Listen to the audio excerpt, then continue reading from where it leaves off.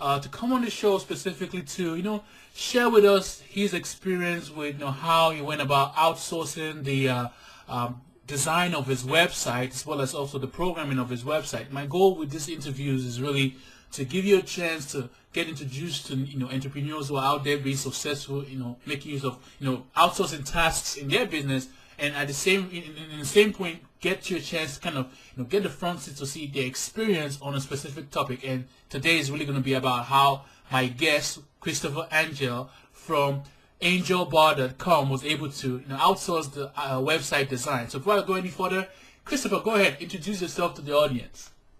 Oh, well, thanks, Owen. Like you said, my name is Christopher Angel, and along with my wife, I run a company called Angel Bars, and we manufacture and sell organic and fair trade candy bars. So sort of like traditional candy bars that you grew up with, only stripped of all the corn syrup and preservatives and bed ingredient is organic, and all the chocolate is fair trade. So we like to think of it as a better version of the candy bars that you're used to. Definitely. When you say fair trade, what do you mean?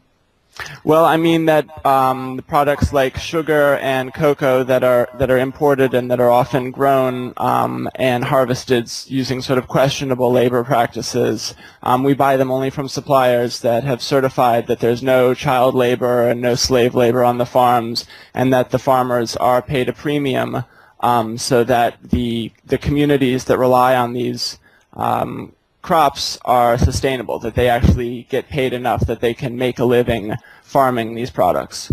Definitely. And I even have one more question. It has nothing to do with outsourcing here, but like when you say you make organic chocolate, I'm thinking like, he's taking all the fun away from the chocolate. How does that work? Well, it's everything that you would want to be in your chocolate. All of the creaminess and the taste and the sweetness is all still there, but the only thing we take out are the pesticides and the preservatives and all the things that you don't need anyway. Oh, okay. Okay, so the good stuff is still there. It's just the other. Nah, okay, I get it now. Exactly, Definitely. exactly. You won't miss it. I promise. Okay, so let's get into the core reason for the interview is your experience outsourcing your web design. So what comes back to the first point where you even figured that you needed to even build a website, and how did you even go about this in the first place? Let's go through the journey you experienced. Sure. Well, as we decided that, I think like a lot of people with their businesses, especially when it's food or products like that, it's something that you start out kind of doing for yourself and then for friends and family, and then you get to the point where you decide, no, I need to, make the switch and turn this into a business. And so, at that point, you need a website, right? I mean, these days, if you don't have a website, not a lot of people are looking for you in the phone book anymore. Everybody's looking for you online. So we knew we had to do that, and but we also knew that we were on a budget. And so I'd read a few things about people outsourcing different stuff. I thought, well, let me try it. I had a few friends who were graphic designers and who were web designers, and the problem with dealing with friends, especially when you're getting a discount, is you're never going to be first on their list of things to do. And if you're not paying them very much, you can't really yell at them to make them try to do it faster. So I figured, let me just find some people and come up with a deal that works for everybody. But one of the hardest things I think about outsourcing design work is because you don't know the person.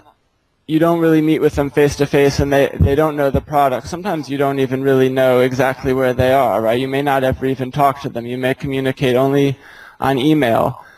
It can take, I think, longer to find someone who understands you and understands your vision, right?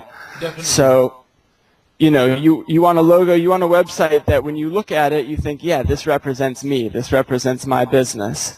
And, if you don't come from a design background, the language that you need to describe that to someone doesn't always come easily. You might be able to see it in your head, but you don't know how to describe what's in your head to the person that's actually going to be, using Photoshop, Illustrator, or whatever it is that they're going to use to turn that into a digital, file. And that's a good point you made too, because I guess when people think of outsourcing, they think about like the stuff they already do basically writing a system about how to do the administrative tasks that you do that's time consuming, and then just basically handing that to somebody. But when it comes to design kind of thing, it's really more of a creative thing. It's like, how can you get that idea you have in your head and explain it so clearly to somebody else that they're going to get the idea and then build it for you? I guess therein lies the difficulty. Yeah, absolutely, and it's why, you know, I've outsourced other things too. I've outsourced things like, you know, I found lawyers this way. I found PR people, you know, a bunch of different people, and I think of all of them, the design is the one where it really pays to take your time, talk to a bunch of people, really look through portfolios, so that at the very least you find some portfolios where you find some references that you can use in your conversation. So, you know, maybe if you have a blank piece of paper in front of you, you can't say, I want this, this, and this on it. But maybe you look through someone's work and you say, okay, you know that picture that you did for so-and-so, I like that, but maybe you can change the colors a little bit, and instead of a tree, I'd like it to be, you know, something else, you know, so that you have visual cues that you can talk about, you know, within the visual language that they're already familiar with, rather than trying to start from scratch. Because, you know, when you start to do it, you're going to get all kinds of proposals, and you're going to get all kinds of cost estimates. I mean, you know, one could be 10 times as much as another one, and my impulse at first was to go, you know, very inexpensive. But what you learn is that, you know, if you get with someone who you never have that communication with, where you never get to that point where they're understanding you, then, you know, it doesn't matter what it costs you. I mean, even if it's $10, but you never get something you want, then that's not money well spent. That's just taking up your time. So cost is important, and all of us who, you know, who use virtual assistants or outsource things, obviously cost is always the factor, but you want to think about cost not just in terms of the immediate dollar amount, but what it's going to mean in terms of your time and how much you're going to have to manage the project, and also just how long it's going to take to get something that you can actually use. Because if you have to be online and you're going back and forth with someone for a month before you even have a logo that you like, imagine how long it's going to take you before you get a website that you like. And that's just time that you're not doing business. Definitely. I really get that point. So in order for the viewers to get, like, you know, kind of insight as to how you went through that process, okay, now you get the mindset that you want to start, you know, have your business be online. And so there is, in your mind, the way your logos and your website is going to look like. And how do you, first of all, what did you do to come up with that idea of how your logo and your website should look like? And I guess the next question was, how exactly did you, you know, really get that you know, idea really articulated to a point where you feel you were comfortable enough to go out there, look for somebody, and explain precisely what that idea was? Sure. Well, you know, with our product, because what we're selling is candy bars, and candy bars have a, you know, very, very American history. There's something very sort of iconic about certain candy bar brands in America, like Snickers and Three Musketeers, and these are like images that even if you just saw a faint outline of them, you know, anybody who grew up in this kind, you see them right away, right? You just recognize them. You know exactly what they are. They're just wonderful branding. And there's sort of, I think, a nostalgic thing about candy for a lot of people. Even people who eat candy their whole lives, they associate it with their childhood, right? Because kids are just, that's when you fall in love with candy, is when you're a kid. Yeah. And so we wanted something that had a bit of a retro look to it. And so when we were looking at portfolios and looking at designers for logos, finding someone who had something that had sort of a retro style, who could understand that, was really, really important. And also, since we were a food product, finding someone that had worked in food previously was also important, because, you know, not only does your logo have to be online, but eventually, you know, you have to do packaging and things like that. So if you can find someone who has experience in your industry, that's helpful too, because they might be able to do other work for you down the line, and you don't have to go through the process of educating a new person when it comes time to do that work. So what happened with us is we found someone to do our logo, and it was someone, it was, you know, an outsourced designer, but they were in the United States. Okay. So that it was easy for them to understand the language that we were talking about in terms of candy bars. They knew the history, they'd experienced it themselves. And so they did our logo, but they weren't a web programmer, right? So we had this logo and we had to go and find someone to do the website. And we put that out for bid, and we got a lot of different bids. And, you know, we got... let's set up, we can give you the audience kind of a means to even try and go to, you know, get some of these people to work for themselves too. What websites did you go to first of all find the person for the logo? I actually I've used elance.com for almost all of my outsourcing, and there's not really any reason that I selected that other than it was the first one that I read about, and I've had more or less good results. Their escrow system works well, so that payment is really easy to handle. They'll file 1099s for you. So from my end, as a you know, as someone doing the hiring, they make it very simple. As long as I have a working credit card and I pick someone I like, there's not much else that I have to do in terms of the logistics, which makes a big difference. And when it came to actually, you know, putting your project on that website, you know, what exactly did you do to, in terms of explaining what you wanted? Because this is not right, like step by step kind of thing where you can say, like, this is how I do this, you know, for my administrative tasks in my business. This is talking about creativity now. You're trying to, you know, you're going towards the arts kind of thing. How exactly were you able to, you know, get that, convey that information into their ALAN system so that you can get the right people to come in and bid for this? Sure. Yeah, I think for me, I was trying to walk a line between being specific enough that you don't get people who don't have any relevant experience, but not being so specific that maybe you miss out on some people that haven't done exactly what you're trying to do, but might have the right skills and have done it in a different way, so that you might see something in their proposal that gives you good ideas and that you could work with. So, an example of what exactly you said, because, you know, someone will hear this, I understand what you're saying, but someone hears this, they're going to be like, okay, okay, what exactly did you do? Because I'm trying to figure out how to get a logo out there, or maybe a web design. What exactly did you tell them? Sure.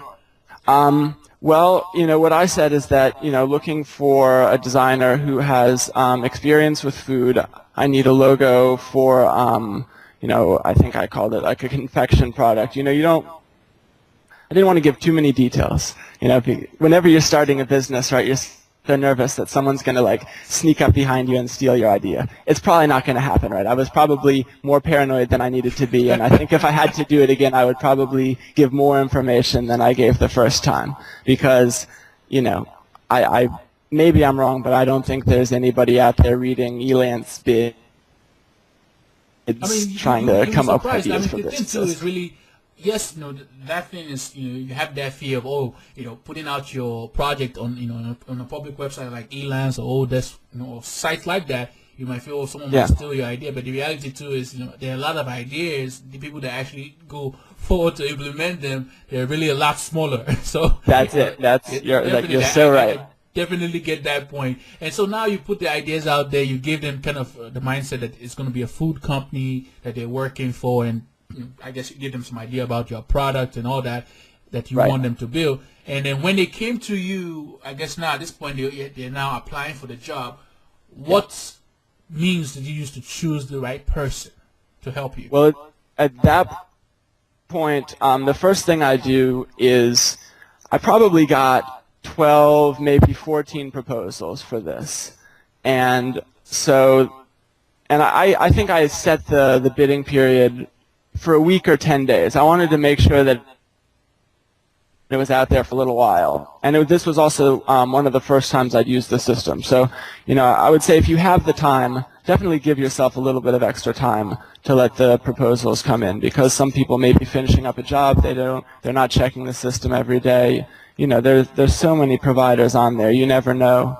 And I've noticed that too, that when I've posted, you know, jobs that sound very similar, you would think, oh, you're going to get the same people bidding each time, but it's not true. You get different people every time. So give it a little time, and you'll have more options.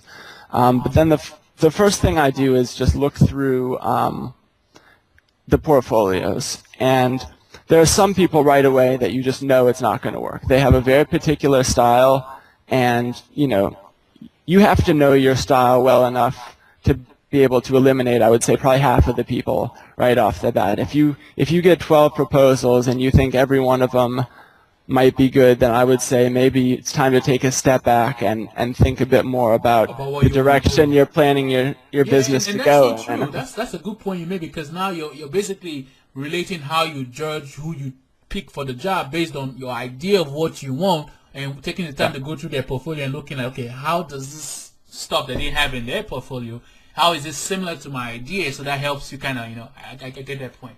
I definitely get that. Yeah. I mean, because design ties into your strategy, right? I mean, who your logo appeals to depends on who you think your customers are going to be, and what their wants are, what they relate to. So you have to have some idea of that in order to make make a call on which style of logo or website you think is going to work for you. Definitely. So at this point now, I guess we've walked to the point where you've walked through the portfolio, found people that had things that were similar to what you were looking for, and then what was next at this point? Then once you've got a short list, then I email each of those providers, and depending on the system you use, I'm sure there are different ways of doing it. With Elance, they have like a secure system so that all of your communication is tracked, and you can upload files or do whatever you want, and it's all logged in there, so you have a record of all your communications, which is nice. So what I do at that point is I send a little bit more specific information, like, okay, this is the product, right? These are the flavors. This is where I'm probably going to be trying to start with it, and then maybe a couple examples of other products whose packaging you like, and then you send that to a few people and just sort of say, what do you think? Like, do you have an idea of which direction you'd like to take this, or have you worked on something similar? And then at that point, maybe you get 2 or 3 responses where you're like, wow, this person really gets what I'm saying. Like, because communication with design it's so important that you feel like someone's understanding what you're saying. It's like you say, some things, if it's like, look, take this spreadsheet and convert to this and take all these numbers, run a graph, run an analysis, do some sort of a regression. There's not too many ways you can do that. But if I tell you, draw a tree, you can draw me a million different trees without drawing the same one. So you want someone who you feel like understands you, and you can usually get that after an email or 2 back and forth. They'll use language that either makes sense to you or doesn't make sense to you. And then at that point, if you're down to 1, then you're doing well. If you're down to 2 or 3, then I would say see if you can do a phone call, a Skype call, something like that, and just sort of get a little back and forth. What's it going to be like when this person sends you a design that you don't like? Are you going to have trouble saying, oh, the colors are all wrong on that, but I like this? Are you compatible, to have those sorts of conversations? And at that point, sorry to cut you short, but I mean, you said something that I think hit the nerve. I really like that point, in the sense that not only were you finding people that from their portfolio had something in line with what you're trying to do, but you also took the time to send them samples of things that you already have, that you've seen out there, that are kind of in line with your vision. So that basically emphasizes your point, as opposed to just describing it. But now, if you're giving them something live that they can look at and say, okay, this is something similar, it makes that point concrete.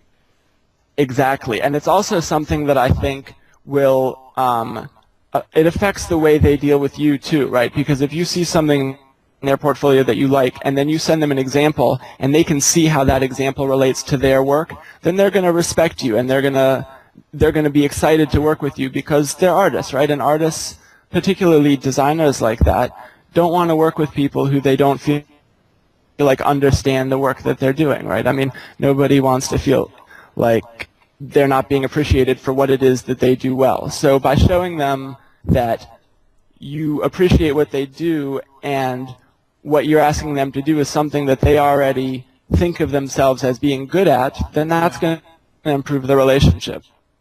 Definitely. And so at this point now, I guess, you've talked with them, you've chosen them, and they start working with you back and forth, and eventually you get the logo that you want. But also, Yeah. at this point, we want to also talk about the website itself too, because, Yes. the reason why we started with logo really was because, at least with the logo, it gives an overall kind of sense or brand image of what the entire site is going to be, right? So now we're going into the website. What was the steps you went through for actually getting your website built and designed and as well programmed for you? Sure. Now with the website, I started out pretty similar to the logo in that I said, this is the product, this is the company. I'm looking, well, actually, I should take a step back. With the logo, you need a logo. Yeah.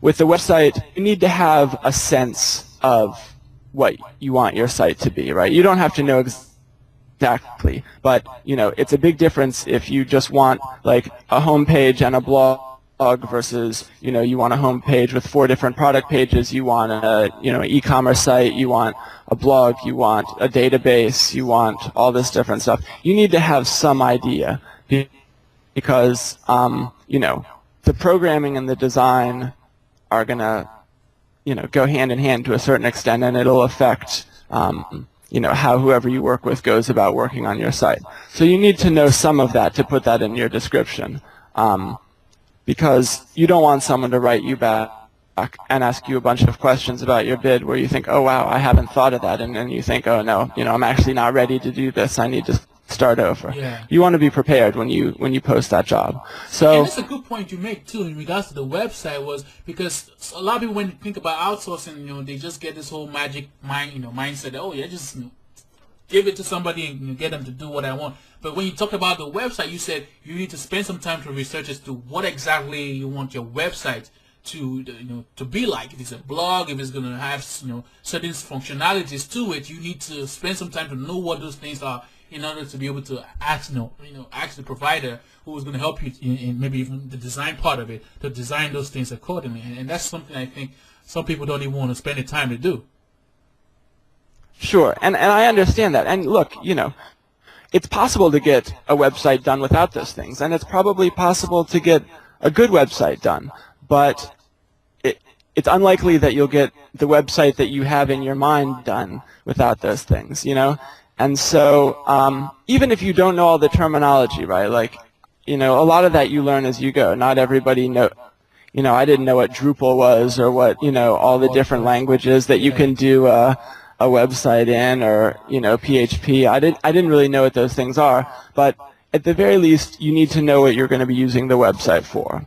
So for us, I knew I wanted a blog. I knew I wanted to be able to have the nutritional information about each of our products. I knew I wanted a page that told the history of the company, why we started doing what we were doing. Yeah. And I wanted a page that would help people search with their zip code for where they could buy the candy bars. So that's what I knew what I wanted. And I couldn't have told you what language or anything like that. I mean, I'm not saying that you have to know all the technical information, but if someone says to you, what does the website need to do for you? If you can answer that in plain English, then you're ready to start the conversation. That's a good point you made. That's a very good point. And so now, with the website itself, you took all those things that you want the website to do for you, and what was the next step in regards to getting this website, built up or even designed in the first place? Sure. Well, see, this is where we had our first real difficulty, is that we put that out and we got a lot of bids, and a lot of them were very attractive from a cost standpoint. And I looked at the portfolios the same as I did. I eliminated some because they were too expensive, some because the style wasn't right, and I came on someone that sounded really good. It was a team of people. It seemed like they had their management, their offices in Canada, and then a lot of the programming, it seemed like, was done, I think, in Pakistan, somewhere overseas. And so, the people that I dealt with,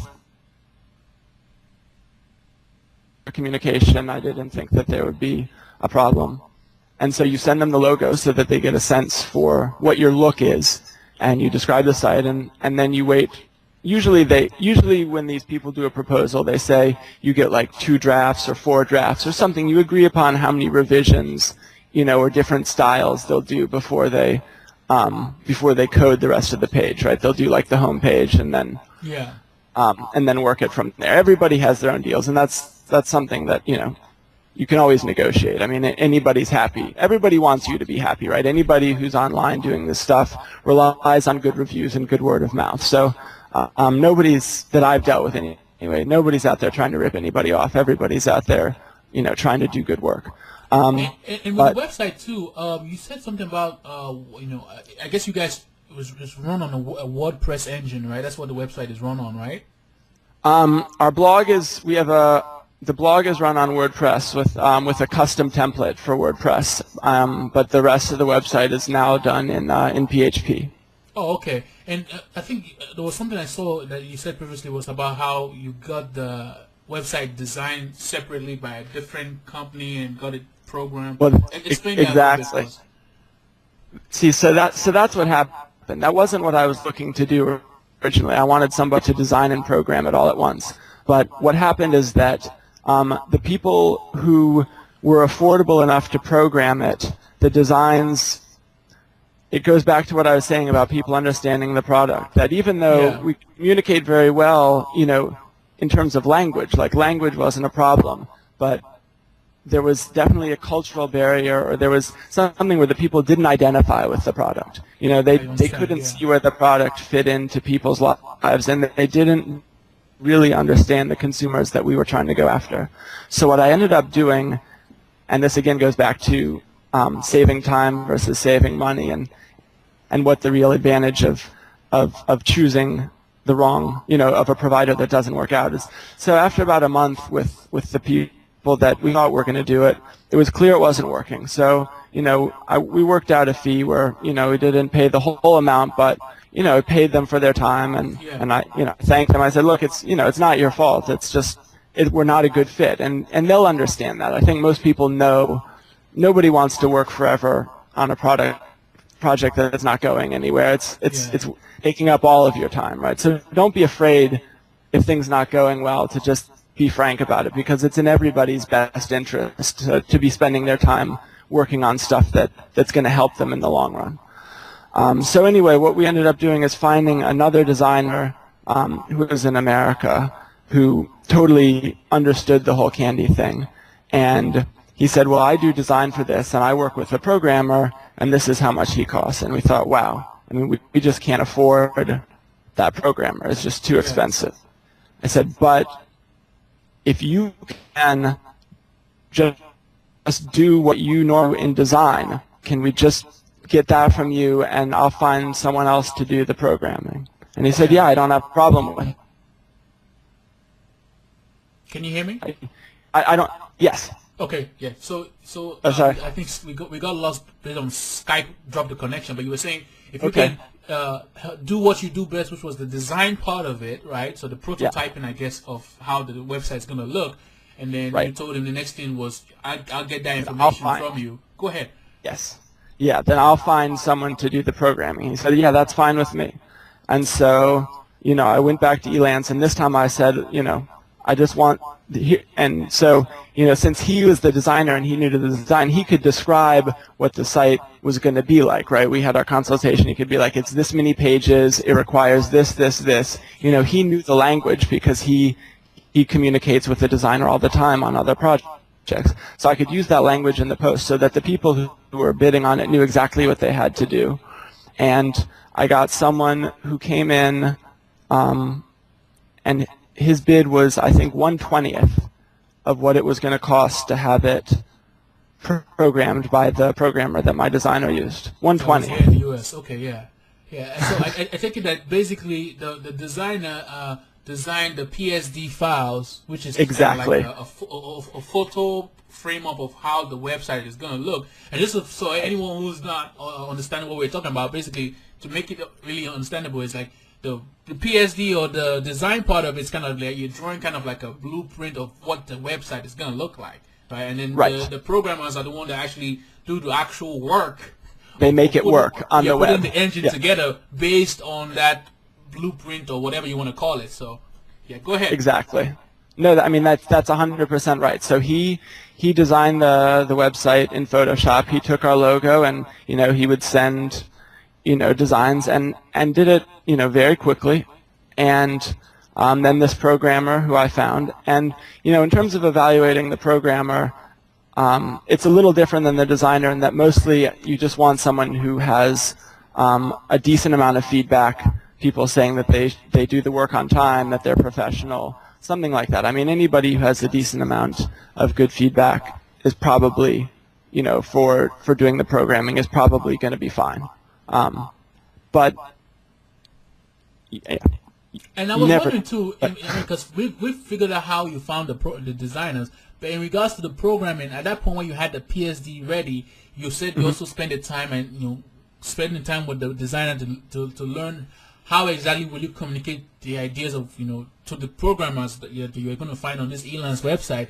So he helped you kind of frame together what you need to tell them, so that it will help you with describing what the programming should do based on the PSD or the blueprint of how the website should look.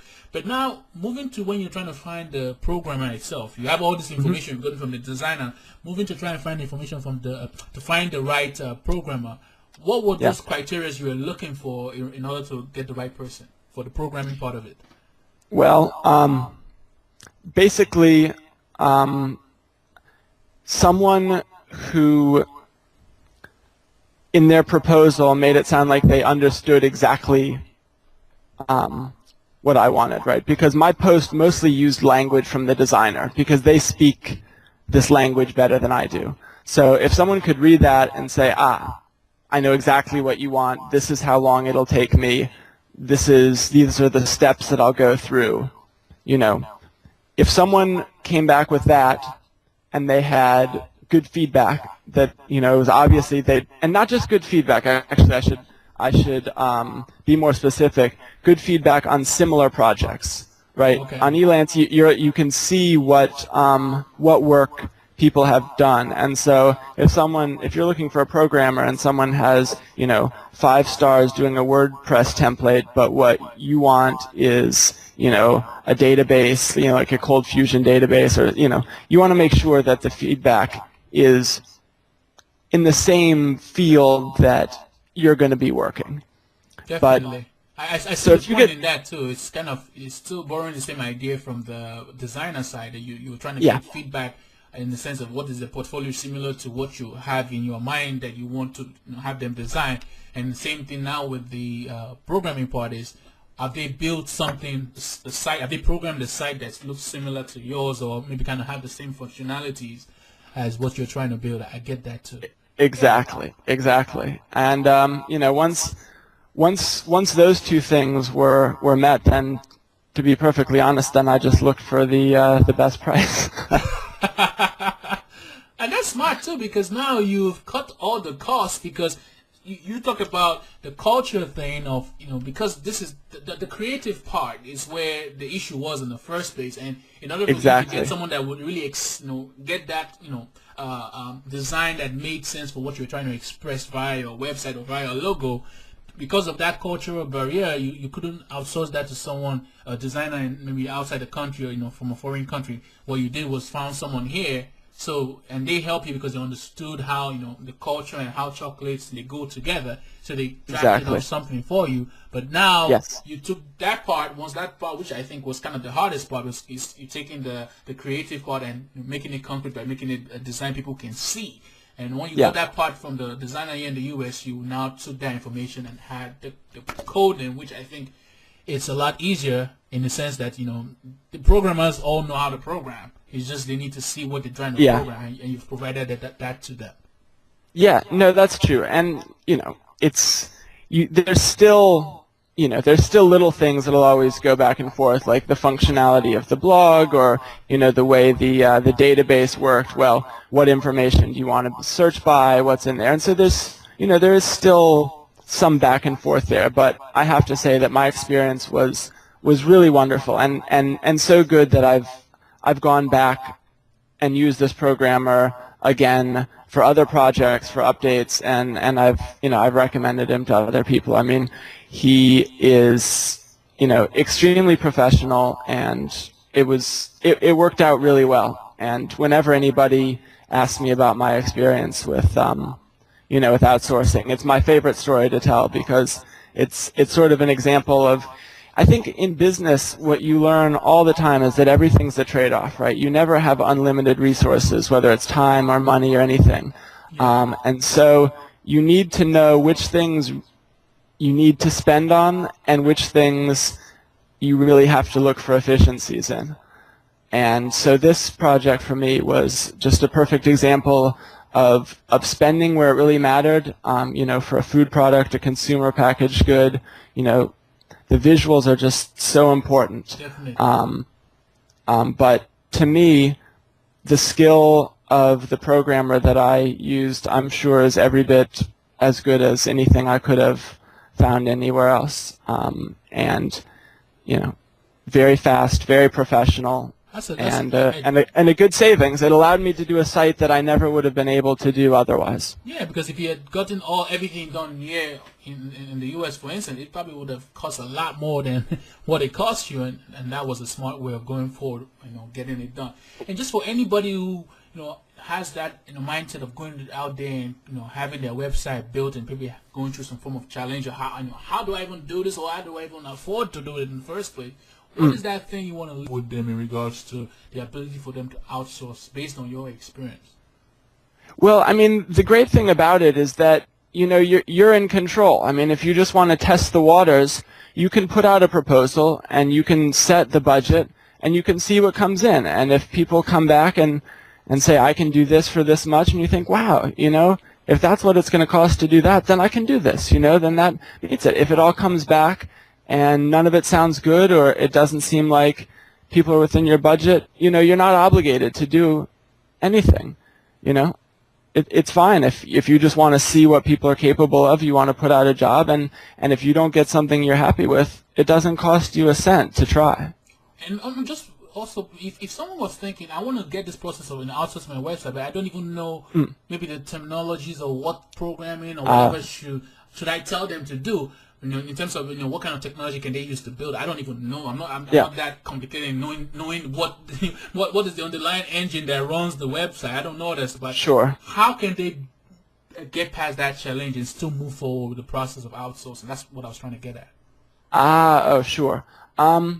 Well, whatever you do, the more you can educate yourself, the more in control you're going to feel during the process. That's just something that you'll find. I mean, the more you know and the better that you can communicate in the language with the people that you're working with, you're going to be more confident about what you feel like asking them to do or anything. And so, there are a lot of good, I think, primers online, and a lot of the outsourcing websites themselves have really good blogs and really good articles for small businesses that explain a lot of the different technologies, and will even give examples of different sites that have been done using providers on there. And that can be a really good place to start. You can see what other people have done, and you can read about it in a way so that, for me, I guess what's always easiest is if you can get an example that's close to what you want and use that as a reference. It almost doesn't matter what we're talking about, whether it's law, whether it's PR, whether it's design, whether it's programming. If you can say, that thing that so-and-so did, I want something like that, but the difference for me is this. Most people don't expect you to have the technical knowledge. They just expect you to have some direction for them. They know that they're the technical expert. That's why you need them, right? And they appreciate that, and they're proud of their expertise. So I think most people just want some direction so that they can put their skills behind it. So if you can look at some examples of what other people have done, then even if you don't know the language, if you just say, look, this is a web page that I like. So, say there's like some restaurant or a blog or some website that you just go to in your life, and you say, I like this. You send them that link.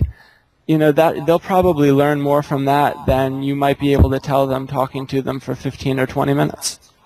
Thank you very much, Christopher. I really appreciate this interview, because you've been able to, really explain how one can bridge the gap of, having that creative thought that you want, built out for you and outsourced. And, I like the way you went through, saying, you need to get someone who understands the culture of what that, thing you're trying to build will look and feel like, and then there's certain things that you can also just outsource to several people, programmers. We broke it down to getting designers that understand the culture, that they can bring create that look and feel that you're looking for, and also finding the programmers. I like how you broke it out for us. And just in case anyone wants to get a hold of you, how best can they do that?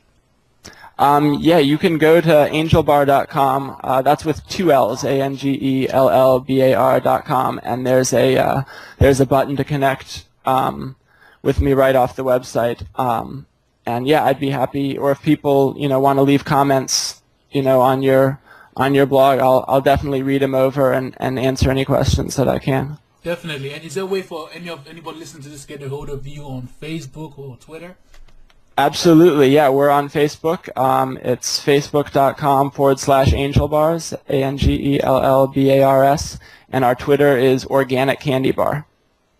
Thank you very much for coming on the show. Thanks, Don. I appreciate it. We're done. All right. So what do you think? So welcome back. I hope you enjoyed the video, and I really want to know what exactly you think. I mean, if I suck and if I'm not doing a good job, I want to know.